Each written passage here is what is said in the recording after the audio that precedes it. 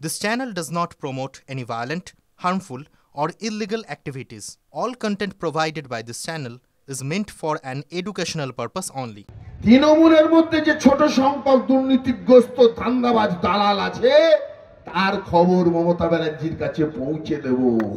আর এক মাস অভিষেক বন্দ্যোপাধ্যায় দায়িত্ব নিয়েছে, আর এক মাস বৌদ্ধ হনুমান জাম্বুরানের ল্যাচ কাটা যাবে।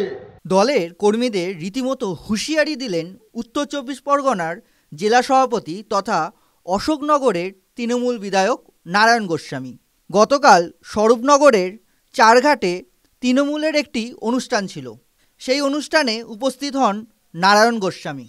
তৃণমূলের মধ্যে যে ছোট সংখ্যক দুর্নীতিগ্রস্ত ধান্দাবাজ দালাল আছে তার খবর মমতা ব্যানার্জির কাছে পৌঁছে দেব।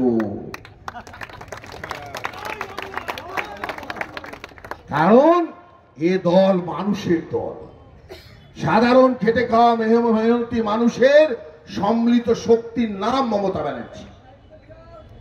সাধারণ গরিব খেটে খাওয়া মানুষের সম্মিলিত শক্তির নাম তৃণমূল কংগ্রেস। এর সঙ্গে যারা বেইমানি করবেন তাদের দল রেয়াত করবে না। তা আমার কথা নয়, দলের কথা।